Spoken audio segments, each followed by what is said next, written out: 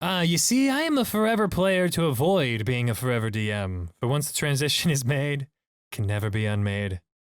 Welcome to the Twisted Pint Tavern. Today we're visiting r/DnD to check out the answers to forever players, what keeps you from DMing.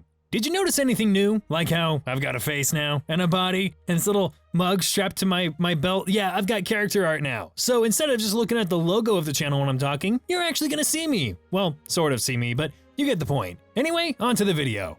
I've tried DMing a few times. On the one hand, I love world building and making characters and coming up with plots and people and religions and all that good stuff. It's something I do for fun all the time, even when I'm not playing anything. Running a game though, I hate it. I can't stand being the focus of attention and I get all nervous and sweaty. I just have a miserable time with it. Then there's this reply, I recently realized in my Forever DM campaign, I'm rarely ever the center of attention. It's mainly a roleplay campaign and 80% of the time it's the party discussing amongst themselves, looking for solutions or making plans. That might be one way for you to run. Alternatively, you might want to run a mystery adventure, where it's primarily a riddle that requires the party to discuss everything. You can definitely get a bit of stage fright being the DM or just thinking about being the DM. But trust me, after a while, you'll be trying to wrangle the players back in and be like, oh, no, listen to me. I'm here. I'm behind the screen. Come on, stop talking. I was a forever player until just the other week. Congrats. The thing that kept me from doing it was thinking it was a super complex and difficult process. But a bunch of my friends wanted to play and never had before, so I offered to do it. After the first 2 sessions, I've realized having too many plans is actually a bad thing. I made some maps that I had planned for them to have combat in, and they just never touched them. I'll definitely recycle them for later, but I realized that the most important skill as a DM is to improv, and I'm pretty good at that. So I've made a few key NPCs for the world that are present, but otherwise, I just make stuff up. It's why we have a crime lord named Tim, because when they asked for the boss's name, all I could think of was Monty Python. Improv is very important to DMing. Now, you do not have to be great at improv to DM. If you're running a pre-written module, then you can pretty much just run that word for word if you want to. But as you DM more, you'll get more comfortable with improving, and it becomes part of the fun.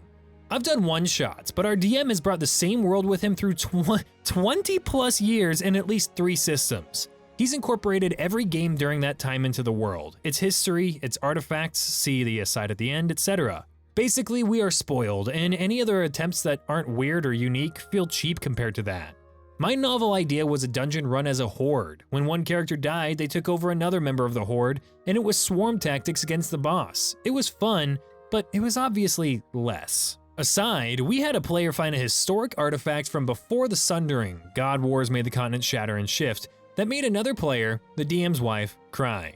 It was an ancient helmet, a bit damaged, but the crest still lightly glowed.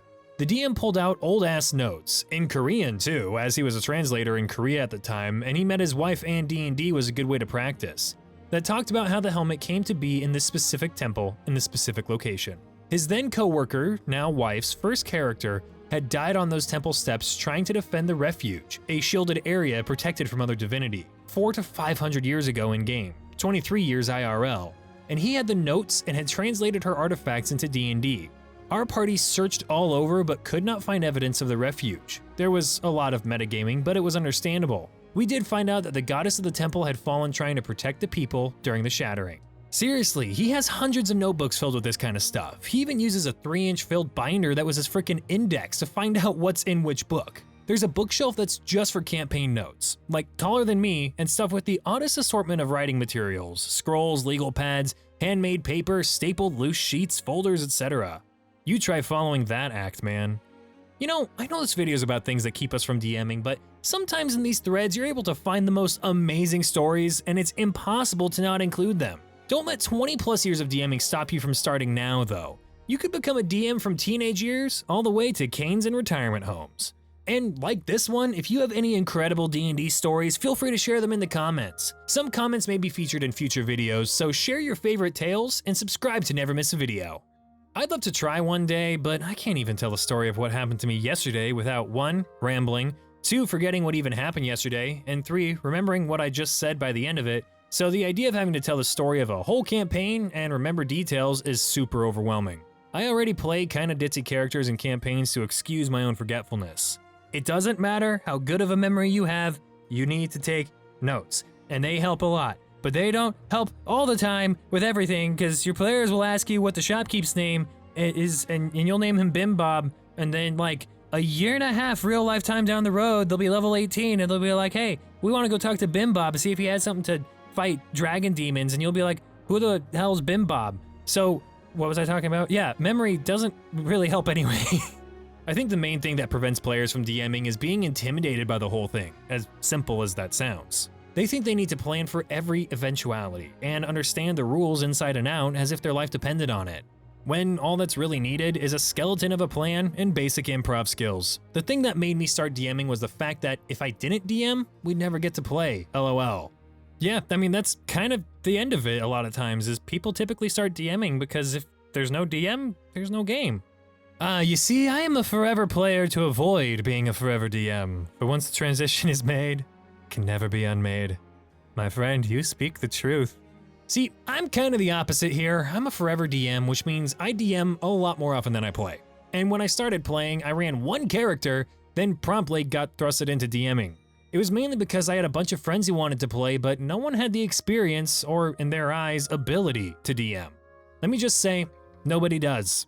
There's some people who pick it up more naturally than others, but nothing can really prepare you for the wild ride that DMing is. The first time you jump into DMing, you'll guaranteed find yourself lost, confused, and completely stumped by your players' shenanigans. And yes, even new players can find ways to throw a wrench in your plans. What you have to realize is that despite nobody being fully ready for it, eventually someone has to pick up the torch and run with it. If you and some of your friends want to play DnD, but you're not starting because you don't have a DM, you're missing out on a ton of fun and amazing stories. Just take a deep breath.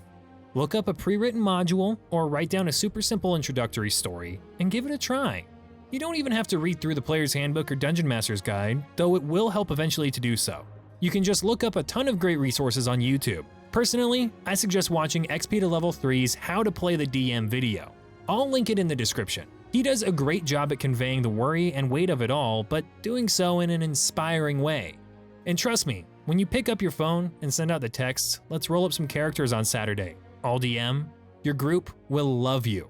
They'll cancel on you 3 times in a row, and then someone will get called into work the night of your first session, but hey, welcome to D&D.